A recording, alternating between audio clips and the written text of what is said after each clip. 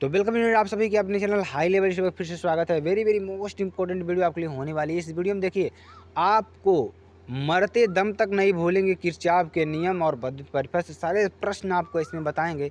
Kirchhoff का नियम क्या होता है, सारे नियम को आपको बताएंगे, कितने नियम दिए थे उन्होंने और उसका मतलब क्या है, वो क्या क्या चीज़ें हैं, सारी चीज़ों को इसमें डिस्कस करेंगे। बस आप हमारे साथ बने रहेंगे तो सारी चीज़ों को क्लियर हो जाएगा। मेरे प्यारे फ्रेंड, अगर आप नए जुड़े हैं हमारे चैनल पर, चैनल को तुरंत सब्सक्राइब कर दीजिए, लाइक कर दीजिए, कमेंट कर दीजिए और शेयर कर दीजिए, ठीक है। और आपको यस की एम पढ़ाई कराई जा रही है, लेकिन यहाँ पर आपको रिवीजन के तौर पर आपके एग्जाम से रिलेटेड सारी चीज़ों को बताया जा रहा है, ठीक है। बहुविकल्पीय प्रश्न की बात करेंगे। यहाँ पर देखिए, पहला प्रश्न क्या है कि इसका देखिए प्रश्न क्या है, नीचे है और इसका उत्तर आपको ऊपर मिलेगा। ये आपका प्रश्न होगा, ठीक है। वैद्युत वाहक बल ई का एक सेल प्रतिरोध आर के सिरों से जुड़ा है। यदि सेल का टर्मिनल विभवांतर वी हो तो सेल का आंतरिक प्रतिरोध क्या होगा, ठीक। तो यहाँ पर देखिए चार ऑप्शन आपको दिख रहे होंगे।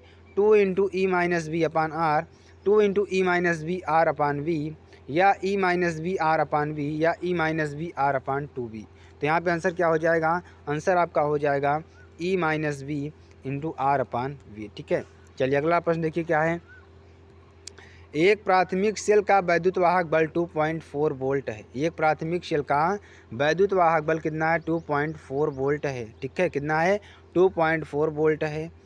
इस सेल को जब लघुपथित कर देते हैं, क्या लघुपथित यानी कि शॉर्ट सर्किट कर देते हैं, ठीक है, तो 4 एम्पियर वैद्युत धारा प्राप्त होती है। यानी कि जब उसको ऑन कर देते हैं तब वहाँ पर 4 एम्पियर की धारा प्रवाहित होती है या प्राप्त होती है। तो सेल का आंतरिक प्रतिरोध क्या होगा, जो सेल का आंतरिक प्रतिरोध होगा वह क्या होगा। तो यहाँ पर देखिए चार ऑप्शन आपको दिख रहे होंगे, 60 ओम, 1.2 ओम, 4 ओम, 0.6 ओम।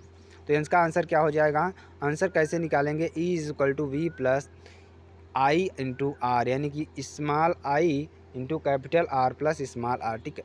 लघुपथित करने पर परिपर में प्रतिरोध क्या होगा, आर शून्य होगा, ठीक है। अर्थात आर जीरो बराबर क्या हो जाएगा, वैद्युत वाहक बल E minus I R. Cell का आंतरिक प्रतिरोध क्या हो जाएगा, R is equal to E upon I is equal to 2.4 upon 4 बराबर 0.6 ओम, क्या 0.6 ओम, ठीक है। यदि संतुलित व्हीट स्टोन सेतु की प्रत्येक भुजा, यहाँ पे आंसर आपको मिल गया। अगला प्रश्न देखिए, यदि संतुलित व्हीट स्टोन सेतु की प्रत्येक भुजा का धारामापी का प्रतिरोध आर हो, तब बैटरी को जोड़ने वाले सिरों के बीच कुल विभवांतर होता है। आर होगा, 2R होगा, R/2 होगा या R/4 होगा। तो यहाँ पे देखिए आंसर क्या हो जाएगा, इसको निकालेंगे कैसे, ए सी बी के बीच प्रतिरोध। ए सी बी देखिए कहाँ, ए सी बी, ठीक है, यहाँ से यहाँ तक आएगा। इसके ये प्रतिरोध कितना होगा, 2R होगा। और ए डी बी के प्रतिरोध कितना होगा, 2R इधर भी होगा। तो ए और बी के बीच कुल प्रतिरोध क्या हो जाएगा, आर डैश है, तो 1/r dash is equal to 1/2R plus 1/2R, ठीक है। ए तथा बी के बीच प्रतिरोध क्या हो जाएगा, आर डैश बराबर आर, ठीक है। चलिए अगला प्रश्न देखिए, 5 मीटर लंबे तथा 5 ओम प्रतिरोध वाले विभव मापी के तार में 2 मिली एम्पियर की धारा प्रवाहित हो रही है। तो विभव मापी की विभव प्रवणता क्या होगी, ठीक है। 2 इंटू 10⁻³ वोल्ट प्रति मीटर, या 2.5 इंटू 10⁻² वोल्ट मीटर, या 1.6 इंटू 10⁻³ वोल्ट मीटर, या 2.3 इंटू 10⁻³ वोल्ट मीटर। तो यहाँ पर देखिए आंसर क्या हो जाएगा, इसका आंसर निकालेंगे तो कैसे निकालेंगे, ठीक है। तो विभव प्रवणता के बराबर आई इंटू रो, जहाँ आई इज इक्वल टू क्या है, 2 इंटू 10⁻³ एम्पियर है।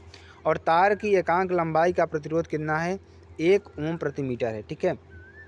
इसलिए रो का मान कितना हो जाएगा, R/L हो जाएगा।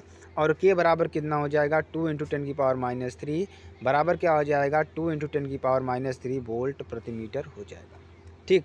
अति लघुत्तरीय प्रश्न की बात करेंगे जो आपके लिए बहुत ही इंपॉर्टेंट है, वेरी वेरी मोस्ट इंपॉर्टेंट है। यहाँ आप देखिए, किसी सेल के आंतरिक प्रतिरोध से आप क्या समझते हैं, ठीक है। किसी सेल के आंतरिक प्रतिरोध से आप क्या समझते हैं। तो सेल के दोनों प्लेटों के बीच, क्या सेल के दोनों प्लेटों के बीच सेल के आंतरिक प्रतिरोध, ठीक है, आंतरिक प्रतिरोध वैद्युत धारा के प्रवाह में धारा आयनों द्वारा उत्पन्न अवरोध को सेल का आंतरिक प्रतिरोध कहते हैं, ठीक है।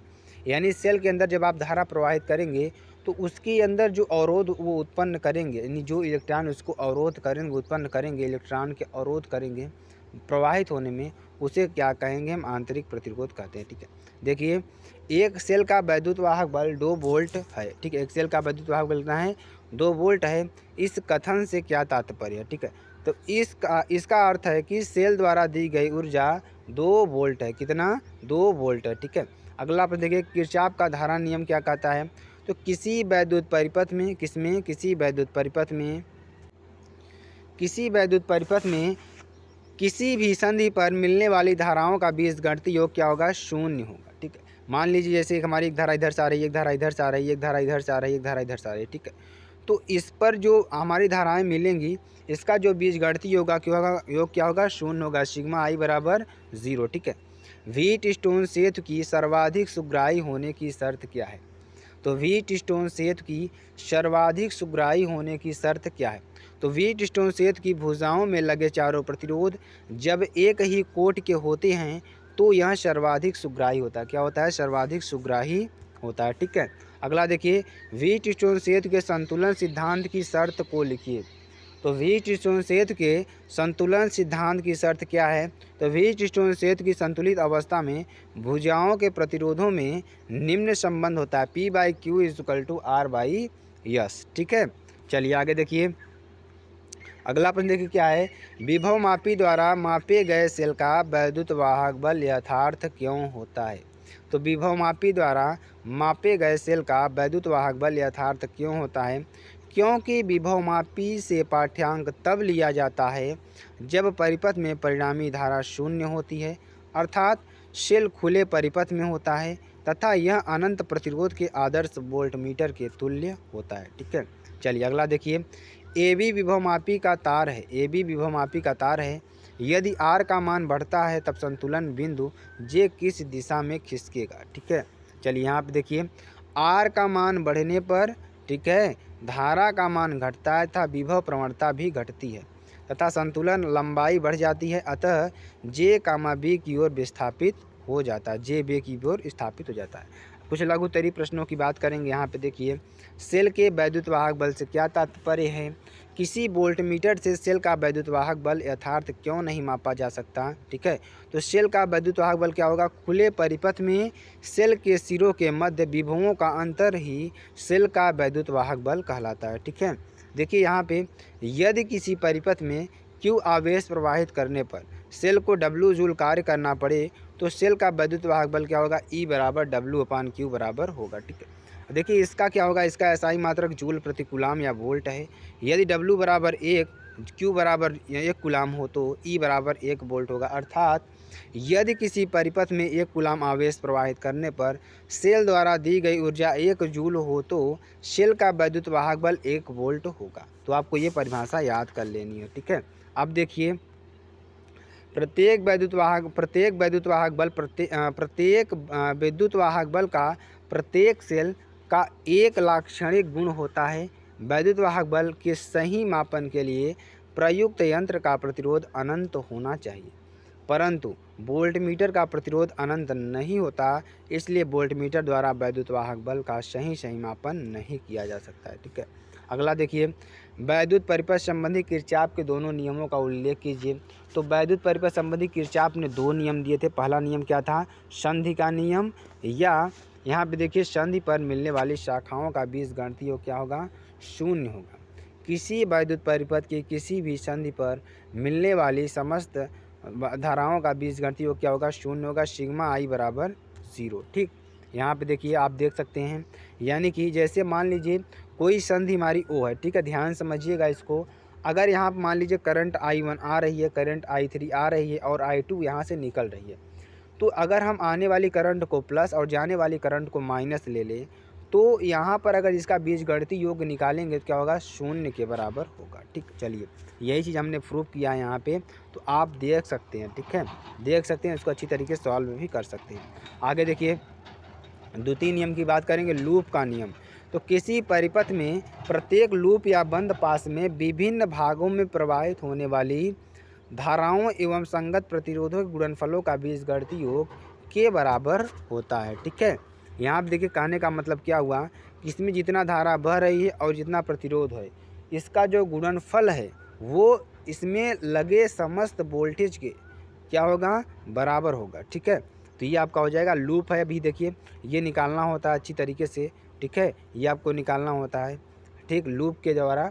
तो ये आपका वैद्युत किरचॉफ का नियम है। देखिए, इस नियम को प्रयुक्त करते समय धारा की दिशा के चलने पर धारा व इसके संगत प्रतिरोध का गुणनफल धनात्मक लेते हैं। अगर आपको इसकी वीडियो डिटेल में चाहिए तो आप SKM स्टूडियो विजिट कर सकते हैं, किरचॉफ का नियम। ठीक है, वहाँ पर हमने बहुत डिटेल में पढ़ाया हुआ है। ठीक है, यहाँ पर हमें बताना है, रिवीजन कराना है कि आपको कितनी अच्छी तरीके से हम बता सकते हैं। धनात्मक लेते हैं तथा सेल के वैद्युत अवघट्ट में ऋण इलेक्ट्रोड से धन इलेक्ट्रोड की ओर चलने पर वैद्युत वाहक बल धनात्मक लेते हैं। ठीक है, यहाँ आप देखिए I1 R1 minus I2 R2 बराबर E1 माइनस E2 बंद पास 1 मिलेंगे। सेकेंड में क्या आ जाएगा, I2 R2 बराबर plus I1 plus R2 into R3 E3। ठीक है, अब यहाँ से समीकरण 1 3 और 4 को हल करके हम यहाँ से I1 और I2 का मान निकाल सकते हैं। ठीक है, तो जिसने आपको वीडियो कैसी लगी कमेंट सेक्शन में ज़रूर बता दीजिएगा, और इसकी PDF आपको लिंक डिस्क्रिप्शन मिल जाएगी, वहाँ पर आपको PDF मिल जाएगी। तो फिर मिलते हैं नेक्स्ट वीडियो में नए टॉपिक के साथ, तब तक के लिए जय हिंद, जय भारत।